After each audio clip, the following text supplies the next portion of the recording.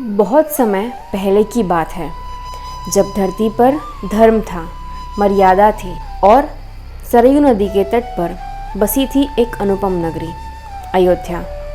ये नगरी केवल ईंटों और पत्थरों से नहीं, बल्कि धर्म, नीति और प्रेम से बनी थी। यहाँ के राजा थे महाराज दशरथ, साहसी, धर्मनिष्ठ और अपनी प्रजा के सच्चे रक्षक। परंतु एक दुख था जो हर दिन उनके मन को व्यतीत करता था। उन्हें संतान का सुख प्राप्त नहीं था। राजा दशरथ ने अनेक यज्ञ कराए, ब्राह्मणों को दान दिए, तप और पूजा की, पर संतान का आशीर्वाद अब तक दूर था। एक दिन राजगुरु वशिष्ठ ने उन्हें एक शुभ सुझाव दिया। राजन, आप पुत्र कामेष्टि यज्ञ कराइए। यह यज्ञ संतान प्राप्ति हेतु अत्यंत फलदायक है। भगवान स्वयं आपकी झोली भरेंगे। राजा दशरथ ने तुरंत इसकी तैयारी प्रारंभ कर दी। यज्ञ की अग्नि प्रज्वलित की गई। ऋषि श्रृंगी जैसे तेजस्वी ऋषि को आमंत्रित किया गया। चारों दिशाओं में वेद मंत्र गूंजने लगे। यज्ञ मंडप धूप, चंदन और पुष्पों की सुगंध से भर उठा। वातावरण दिव्यता से भर गया और तभी यज्ञ अग्नि से प्रकट हुए अग्निदेव, तेजोमय स्वरूप, नेत्रों में करुणा और हाथ में एक दिव्य सोने का पात्र, जिसमें थी अमृत समान दिव्य खीर।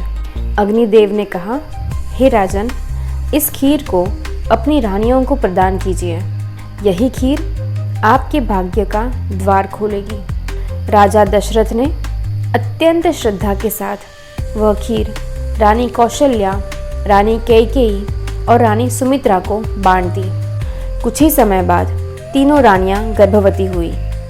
अयोध्या महल में मंगल गीत गूंजने लगे और चारों ओर उल्लास की लहर दौड़ गई। और फिर आया वह पावन दिन, चैत्र शुक्ल नवमी, पुष्य नक्षत्र में रानी कौशल्या ने एक तेजस्वी पुत्र को जन्म दिया, जिसकी मुख मुद्रा में थी शांति, नेत्रों में करुणा और मुख पर दिव्य तेज। वही थे प्रभु श्री राम। रानी कैकेयी ने भरत को जन्म दिया और रानी सुमित्रा के गर्भ से जन्मे लक्ष्मण और शत्रुघ्न। चारों राजकुमारों के जन्म से अयोध्या में उत्सव की लहर दौड़ गई। दीप जलाए गए, नगाड़े बजे, पुष्प वर्षा हुई और पूरे नगर में गूंज उठी एक ही आवाज़, जय श्री राम, जय श्री राम। बालक श्री राम का बचपन अत्यंत मधुर और शांत था। वे आज्ञाकारी, विनम्र और करुणामयी थे। लक्ष्मण तो जैसे उनके साये में ही जीते थे। जहाँ राम जाते, लक्ष्मण भी साथ होते। उनके बीच का स्नेह अनुपम था। गुरुकुल में चारों राजकुमारों को वेद, शास्त्र और धनुर्विद्या की शिक्षा दी गई। श्री राम न केवल युद्ध कौशल में निपुण थे, बल्कि उनमें सत्य, सेवा, त्याग और मर्यादा के गुण स्वाभाविक रूप से विद्यमान थे। परंतु क्या उनका जन्म केवल एक आदर्श राजकुमार बनने के लिए हुआ था? नहीं, वे जन्मे थे एक महान उद्देश्य के लिए, धर्म की स्थापना, अधर्म का विनाश और संपूर्ण समाज में मर्यादा की पुनः स्थापना के लिए। वे कोई साधारण बालक नहीं थे। वे स्वयं भगवान विष्णु के अवतार थे। उनके जन्म का अर्थ केवल एक संतान का आना नहीं था, बल्कि एक युग की शुरुआत थी।